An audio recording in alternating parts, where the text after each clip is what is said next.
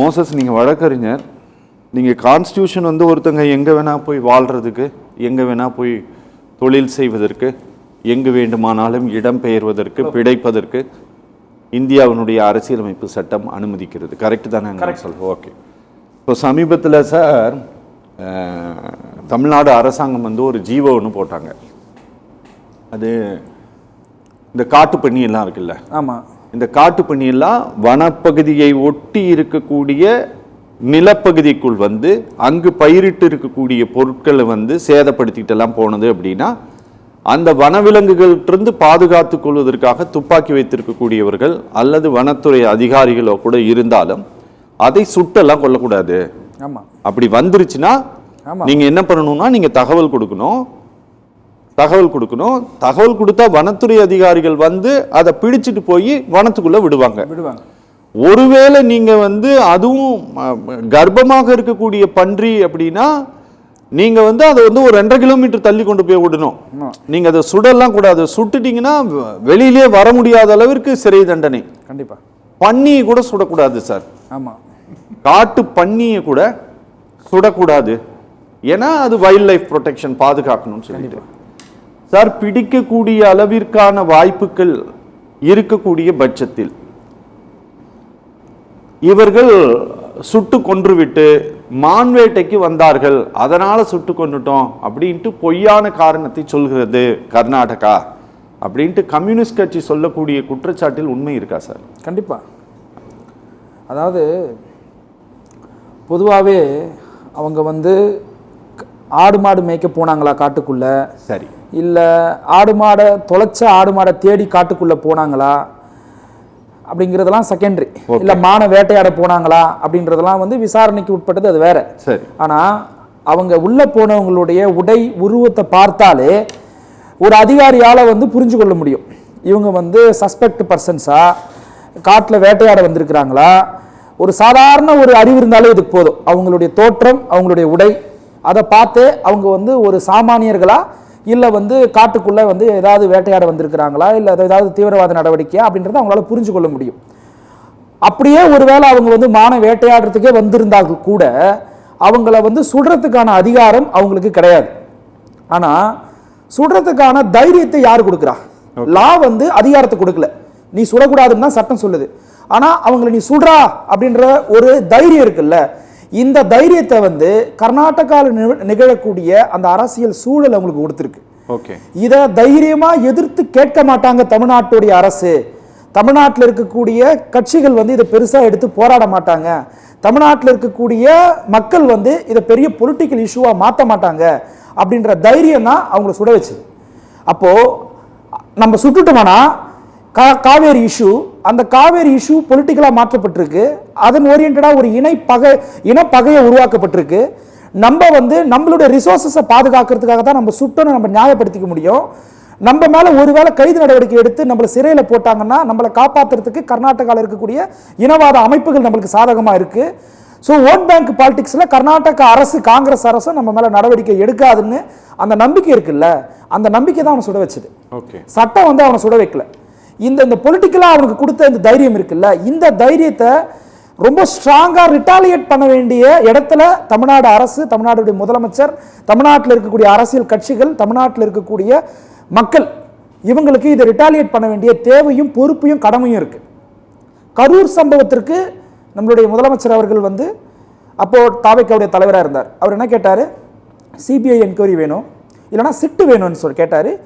Supreme கோர்ட்டுடைய judge மானிட்டரில் ஒரு புலன் விசாரணை அமைப்பு விசாரிக்கணும்னு சொன்னார். ஏன் அப்படி சொன்னார்? ஏன்னா இங்கே போலீஸுடைய இன்டர்ஃபரன்ஸ் அதில் இருக்கு, அவங்க அதை இன்ஃப்ளூயன்ஸ் பண்ணிடுவாங்க அப்படின்ற ஒரு அச்சத்தில் தானே அதை சொன்னார். அப்போ இந்த இன்சிடென்ட் மட்டும் கர்நாடகாவுடைய ஃபாரஸ்ட் ஆஃபீஸர்ஸ்ன்றவங்க, கர்நாடகாவுடைய அரசுடைய ரெப்ரசன்டேட்டிவ், இதை விசாரணை பண்ற காவல்துறை அதிகாரிகள் கர்நாடகாவுடைய அரசுடைய ரெப்ரசன்டேட்டிவ்ஸ், இதை இப்போ விசாரணைக்கு உத்தரவிட்டு இருக்கக்கூடிய கர்நாடகாவோட சிஎம் என்ன சொல்றாரு? மேஜிஸ்ட்ரேட் என்கொயரி நான் உத்தரவிட்டு இருக்கிறேன்னு சொல்றாரு. ஒரு மேஜிஸ்ட்ரேட்டால என்கொயரி, இன்வெஸ்டிகேஷன், புலன் விசாரணை எல்லாம் பண்ண முடியாது. அப்போ சுத்தி இது கர்நாடகா சம்பந்தப்பட்டே இருக்கிறதுனால இதுக்கு வந்து ஒரு சிபிஐ என்கொயரியோ இல்ல எஸ்ஐடியோ, அந்த எஸ்ஐடி மானிட்டர்ட் ஒரு ரிட்டையர்டு சுப்ரீம் கோர்ட் ஜட்ஜோ விசாரணை தான் இது நியாயமானதா இருக்கும். ரொம்ப சிம்பிள். ஜெயலலிதா அம்மையாருடைய வழக்கை ஏன் தமிழ்நாட்டில் விசாரிக்க கூடாதுன்னு நம்ம சொன்னோம்? ஏன் விசாரிக்க கூடாதுன்னா அவங்க அதிகாரத்தில் இருக்கிறாங்க, இன்ஃப்ளூயன்ஸ் பண்ணிடுவாங்கன்ட்டு தானே. அப்ப இந்த இஷ்யூல மட்டும், இன்டர்ஸ்டேட் இஷ்யூல மட்டும், இந்த பிரச்சனையில மட்டும் கர்நாடகா இன்ஃப்ளூயன்ஸ் பண்ண மாட்டாங்கன்ட்டு நம்ம எப்படி நம்ப முடியும்? ஏன் சொல்றேன்னா இன்ஃப்ளூயன்ஸ் பண்ணுவாங்கன்றதுக்கான முகாந்திரம் இப்போ மேட் அவுட் ஆயிருக்கு. எப்படின்னா சாதாரண கிரிமினல் இன்டிமேஷன் இந்த கேஸ் போட்டாலே அரெஸ்ட் பண்றாங்க, ஒரு கிரீவியஸ் ஹர்ட் ஏற்படுத்திட்டாலே அரெஸ்ட் பண்றாங்க. இது வந்து மர்டர் கேஸ், கொலை வழக்கு பதிவு செய்யப்பட்டிருக்கு. கொலை வழக்கு பதிவு செய்யப்பட்டா அரெஸ்ட் இதில் நடந்திருக்கா? அந்த வனத்துறை அதிகாரிகளை கைது பண்ணிருக்காங்களா? அப்ப அவங்களை கைது பண்ணலன்னும் போதே இது ஃபேர் இன்வெஸ்டிகேஷன் நோக்கி போவாதுன்றதை நம்ம இப்போ புரிஞ்சுக்க முடியுது. ஒரு என்ன கைது பண்ணக்கூடிய அளவுக்கு நீங்க செக்ஷன்ஸை போட்டுருவீங்க, ஆனா கைது பண்ண மாட்டீங்க. அவங்கள கைது பண்ணா கர்நாடகாவில் இருக்கிற வந்து இனவாத அமைப்புகள் அதை பொலிட்டிக்கலா மாத்துவாங்க. இதனால நம்மளுக்கு ஓட் பேங்க் பாலிடிக்ஸ் நமக்கு பாதிப்பு ஏற்படும் அவன் நம்பறான்ல. இந்த நம்பிக்கையை வந்து தமிழ்நாட்டுல வந்து ஒரு கோவத்தை ஏற்படுத்தணும். பொலிட்டிக்கலா நம்மளுக்கு கோவம் வரணும். இங்க இருக்கிற அரசுக்கும், இங்க இருக்கக்கூடிய அதிகாரிகளுக்கும், இங்க இருக்கக்கூடிய மக்களுக்கும், இங்க இருக்கக்கூடிய எல்லா அரசியல் கட்சிக்குமே இதை பார்த்துட்டு கோவம் வரணும். இந்த கோவம் நம்மளுக்கு வரலன்னா இது அடுத்தடுத்து வந்து பெரிய லெவல்ல நடக்க ஆரம்பிக்கும். மோசஸ், ஒரு வெப்பன் இருக்குல்ல மோசஸ், ஆமா, நாம் ஒரு பிஸ்டல், அது வெறும் 5 மில்லிமீட்டர் தான் அந்த ட்ரிகர் பாயிண்ட்னு வச்சுக்கோங்களேன். 5 மில்லிமீட்டர் தான் டிஸ்டன்ஸு.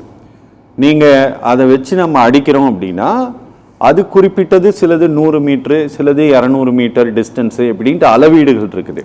சரியா? ஆமாம். நீங்கள் ஃபாரஸ்ட்டில் இருக்கக்கூடியவர்கள் வந்து லாங் துப்பாக்கி, நம்ம எல்லா போலீஸும் ஸ்டேஷனில் முன்னால் வச்சுருக்கிறாங்க. அதை நீங்கள் ஒவ்வொரு புல்லட்டாக தான் அடிக்க முடியும். அது சடன்ட்டு AK-47 மாதிரி அடிக்காது. கரெக்டாக நான் சொல்கிறது? ஓகே. ஒவ்வொன்றா தான் அடிக்க முடியும். அது சம் குறிப்பிட்ட பாயிண்ட் டிஸ்டன்ஸில் மட்டும்தான் அடிக்கும். நீங்கள் 3 பேரை கொண்டு இருக்கிறாங்க அப்படிங்கும்போது நீங்கள் நம்ம கொஞ்சம் இமேஜின் பண்ணி பார்ப்போம். இது நம்ம சினிமாவில் வர காட்சி மாதிரியே யோசிப்போமே. நீங்கள் ஒரு ஆள் சுடுறான்னா ஒருத்தனை சுட்ட பிறகு 2 பேர் ஓடி இருப்பான். கரெக்டுங்களா? கண்டிப்பாக 2 பேர் ஓடி இருப்பான். காட்டுக்குள்ள விடியற் காலையில ஓடினவங்களை கரெக்டா குறி பார்த்து சுட்டுருக்குறாங்க அப்படின்னா நீங்க ஒரு பக்கா ஷூட்டரால மட்டும்தான் இந்த இதை வந்து முடியும். நீங்க ஃபாரஸ்ட்ல இவ்வளவு பெரிய கன் பாயிண்ட் ஷூட்டர்ஸ் கிடையாது. நீங்க அதுக்கு வந்து ரொம்ப ட்ரெயின்டு பர்சன்ஸ் தான். இப்ப நீங்க நம்ம ஊருக்குள்ளேயே ஏதாவது ஒரு காட்டெருமை வந்துருச்சுன்னு வச்சுக்கோங்களேன். இப்ப அந்த இப்ப எங்க ஊர் சேலம், எங்க ஊருக்குள்ள வந்து பாத்தீங்கன்னா ஒரு கரும்பு தோட்டத்துக்குள்ள ஒரு காட்டெருமை வந்துருச்சு. அந்த காட்டெருமை நைட்டு வந்த காட்டெருமைய அடுத்த நாள் மத்தியானம் 4 மணிக்கு தான் மயக்க ஊசி போட்டு பிடிச்சாங்க. என்ன காரணம் அப்படின்னா அதை ஷூட் பண்ணி பிடிக்கிற அளவுக்கான எக்ஸ்பர்ட்டு இங்க எங்க ஊர்ல இல்ல, எங்க ஊர் சேலத்துல இல்ல. அதனால எங்க இருந்து வந்தாருன்னா அந்த ஃபாரஸ்ட்ல இருந்து அந்த ஷூட் பண்ணி பிடிக்கிறதுக்கு கோயம்புத்தூர்ல இருந்து வந்தாரு. கோயம்புத்தூர்ல இருந்து வந்துதான் மயக்க ஊசி போட்டு பிடிச்சி அந்த மாட்டை பிடிக்க முடிஞ்சது. இதுதான் ஃபாரஸ்டினுடைய நிலைமை. இப்ப 3 பேரை வச்சு பாயிண்ட்ல அடிச்சிருக்காங்கன்னா இவங்க புடிச்சு சுட்டாங்களா இல்ல ஓட விட்டு சுட்டாங்களாங்கிறது எப்படி தெரிஞ்சுக்கிறது? அதாவது பேசிக்காவே அந்த 3 பேர் இறந்து போனாங்கல்ல, அவங்களும் இந்த ஃபாரஸ்ட் ஆபீசர்ஸ் இருக்காங்கல்ல, இவங்களும் வந்து சமமானவங்களே கிடையாது. இவங்க கிட்ட இருக்கிற வெப்பனும், ஒருவேளை அவங்க கிட்ட வெப்பன் இருந்ததா சொல்லப்படுறாங்கல்ல, இருந்தாலும் 2 வெப்பனுமே சமமானது கிடையாது.